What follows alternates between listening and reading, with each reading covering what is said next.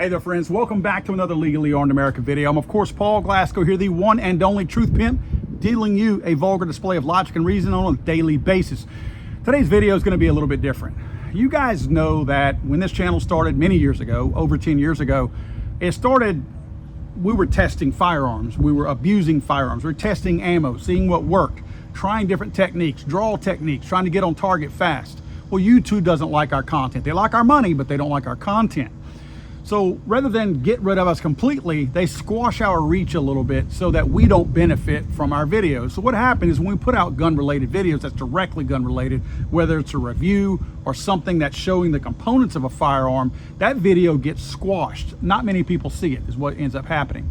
But I still do all those things. All the things that I used to do, I do them now. I just don't do them on camera anymore. Again, because of YouTube. One thing that I want to point out is I'm not the guy, and you guys know this from watching my channel, I'm not the super duper, super tactical guy. I don't jump out of helicopters. I don't roll around in the gravel, then shoot from the prone position. What I do is I carry a firearm to protect myself and my family every single day. If you see me on 2 feet, I am carrying a firearm. And I think that's super important. The next more important thing besides that is taking care of our gear, making sure that our equipment is in good working condition and order. One of the things that I think a lot of people overlook is maintenance of what? Your red dot. I know red dots are not for everybody, but if they're for you, it's important that you maintain that red dot. And I'm gonna talk to you a little bit about that today. I kind of went through, let's just call it an exercise over the last 2 months. I specifically looked at 2 months. Halfway through May, I stopped cleaning my red dot. Now I still clean my firearm, I carry firearm because I'm not willing to risk that. But I didn't clean my optic. I have a little bit of a habit of cleaning my optic to make sure it's nice and clear. So for 2 months, I have not cleaned them. Now understand, I'm wearing summer attire right now. Loose fitting, kind of rayon style, stretchable clothes.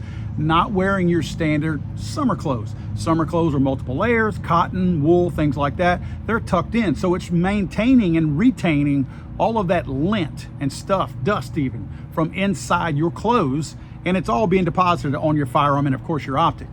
Summertime, one shirt, untucked, it's probably letting loose a lot of that stuff. But I'm gonna show you how bad my optic got just in 2 months in summer gear. And think of that about 10 times worse whenever it's winter. Let me show you how to clean that thing. Now, obviously, first thing I want to do is I want to clear the firearm, make it safe, so that I'm working on a completely cold firearm. Once I do that, as again, you can see, I maintain the firearm pretty darn good, but that optic is rough looking. Again, this optic hasn't been cleaned in 2 months. This is a Gideon Rock optic, and I love this thing, the compactness of it. But boy, in 2 months, it can get very, very dirty.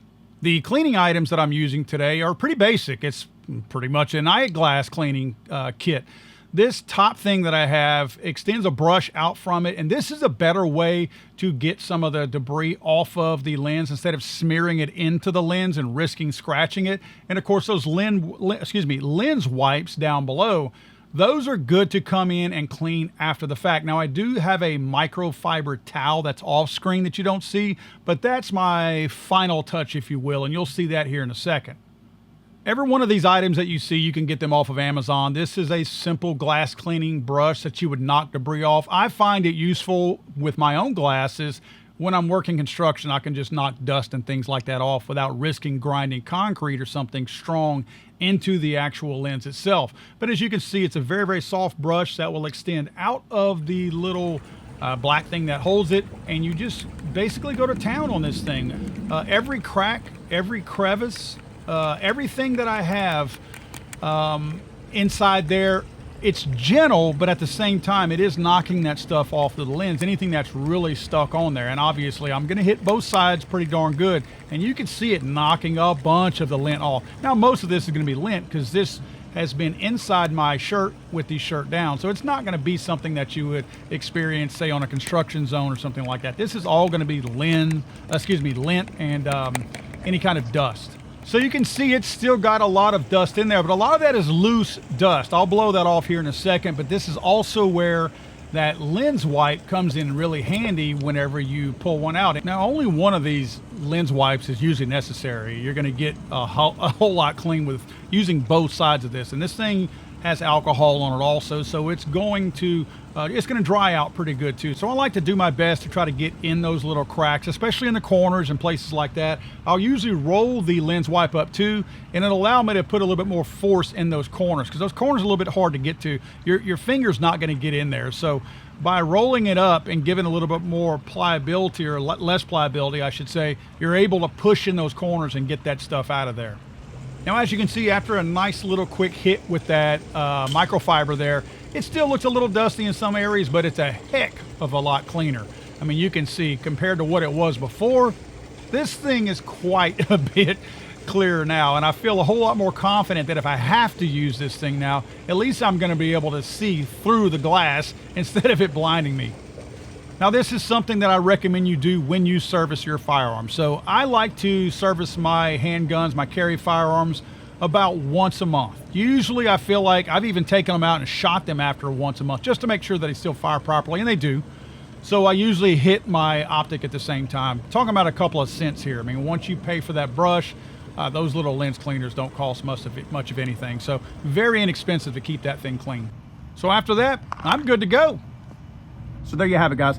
To me, it's super important to maintain, take care of that optic. Now, again, as I stated earlier, I know optics are not for everybody on the carry pistol. In many cases, you are going to be shooting at super close quarters. The statistics bear that out. Most cases, you might not even be raising the firearm up to actually aim it. It may be more from actually completely unholstered and shooting from just above your holster. So I realize that in most cases, from a true self-defense is what I'm talking about. I'm not talking about those of you that are robbing a bank. But in a true self-defense position, you may not even barely get it out of the holster and you're already engaging. Past that, you might barely get it up enough to where you're pointing and shooting. You're probably still not engaging those optics or the iron sights. It's probably, I don't know, you're looking at 7 to 10 more yards, 7 being the FBI guesstimate of how close a normal self-defense situation is. If you're past that, yeah, you're probably acquiring your target. That's where the value of a red dot comes in. A lot of people, especially those who lack adequate training or just don't have the time to train enough, right? The one thing they lose more than anything is lining up that rear and that front sight as far as your iron sights. In other words, they're not seating that front sight in between that rear sight properly. That's one of the quickest things to lose from practice. So in most cases, if you're having to access that firearm in a self-defense case and you're not used to using those sights, or you're out of practice a little bit, that's where that red dot will come in. The red dot, you just pull it out, you access your target, boom, put the dot on there, pull the trigger, and you're likely going to hit that. That's where cleaning and maintaining that red dot optic is going to make a big difference, because you're not trying to squint or wonder if you're seeing your red dot through all that lint and fuzz on the lens. This way you clean it, you know it's always fresh, you know it's always good. Now, this particular optic that I have, battery life's going to last probably a couple of years. I kind of have a weird habit. Remember, most of these optics are shake and wake. So as soon as you pick up your holster to put it on in the morning, you just woke it up. You're moving around during the day, you're waking it up. So if an optics manufacturer gives you a certain amount of time, I always take a good 6 months to a year off of that. They're probably taking that into account already, but I don't know how long that battery has been sitting on the shelf. So I'm likely going to take roughly a year off just to make sure I'm not going to wind up with a dead battery. Now, you can check it every day when you put it on and wait until it goes out. My problem is I'm not going to think to check it every single day when I'm putting it on. So it may come a time where I'm just not going to notice that it went out, the battery. I changed mine out about a year, roughly a year and a half into the use of one. In fact, whenever I get one, I always put a fresh battery in it. That way I'm starting that clock. And I put it in my phone. I put the notification in my phone to sound, again, depending on what type of optic, because they all have different lifespans to them as far as the battery. I will put that 18-month countdown in my phone. And when it goes off, I have a fresh battery that I go get, put it in there, and I'm good to go again. Just a little bit of a tip that I want to share with you guys. Quick hat tip. Ozzy Osbourne passed away today. Ozzy Osbourne, I'm obviously older than probably a lot of you watching this channel, but I've always liked that style of music. And Ozzy Osbourne, in some way or another, whether it was one of his bands like Black Sabbath or himself, he either influenced me or he influenced someone else who influenced me musically. I have a lot of love for Ozzy Osbourne. His love for the genre, for that music, is just unbelievable.